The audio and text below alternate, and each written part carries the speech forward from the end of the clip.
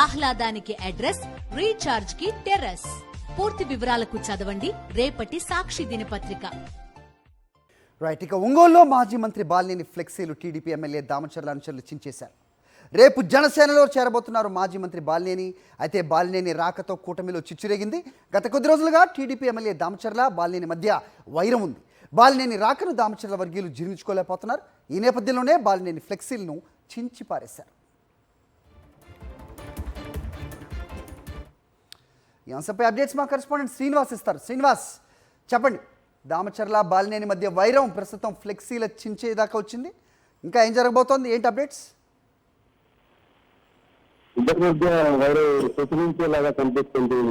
మరి కొద్ది రోజులుగా బాలినేని శ్రీనివాసరెడ్డి వైఎస్ఆర్ కాంగ్రెస్ పార్టీలో ఉన్నప్పుడు కూడా అంటే రాజకీయ ప్రత్యర్థులుగా ఒక పరిధి జాతీయ విమర్శలు చేసుకునే పరిస్థితి ఉంది.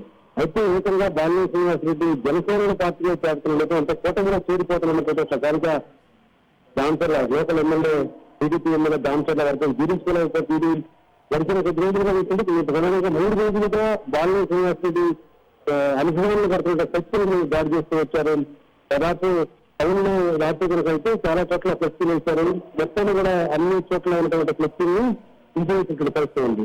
సో వాళ్ళకి సంకేతం తెలుగుదేశం పార్టీకి సంబంధించినటువంటి వ్యక్తులు కానీ జనసేనకు సంబంధించిన వ్యక్తులు కానీ ప్రధానంగా ఇక్కడ లోకల్ గా నిరసించినటువంటి జనసేన వాళ్ళు కానీ బాలినేని రాకని ప్రత్యర్థి ఎప్పుడు ప్రత్యర్థిగా చూసాం కాబట్టి ఇప్పుడు ఆయన వచ్చి నా మీద పత్రం చేస్తానంటేనే లేకపోతే కేంద్రంలో డిస్టర్బెన్స్ తీసుకొస్తానంటేనే ఎట్లా ఒప్పుకుంటామనే ఒక గౌరవంలో జనసేనకి ప్రతి ఇచ్చే ప్రయత్నం చేస్తున్నారు. మరోపక్క చంద్రబాబు నాయుడు కూడా గతంలో తెలుగుదేశం పార్టీ చెందినటువంటి నేతలు అలాగే జనసేన లోకల్ గా ఉన్నటువంటి నేతలు వీళ్ళంతా కూడా బాలినేని మీద అక్రమాలు ఉన్నాయి, ఇక్కడ అవకతవకలు చేశారు, అవినీతి ఆరోపణలు వాటన్ని మీద విచారణ జరిపించాలి అని ఫిర్యాదు చేయడం జరిగింది.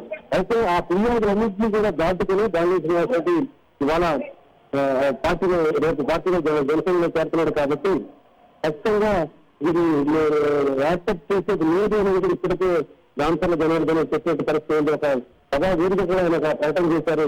ఎట్టి పరిస్థితులు ఆయన జనసేనలో చేరని ఏ పార్టీలో చేరని ఆయన మీద కానీ ఆయన కొడుకు మీద కానీ అవినీతి ఆరోపణల మీద విచారణ పూర్తి చేస్తాం వదిలిపెట్టేది నేను కూడా వార్నింగ్ ఇవ్వడం జరిగింది. సో ఇదంతా చూస్తుంటే గంగలో మరిన్ని గొడవలు జరిగే అవకాశం ఉంది.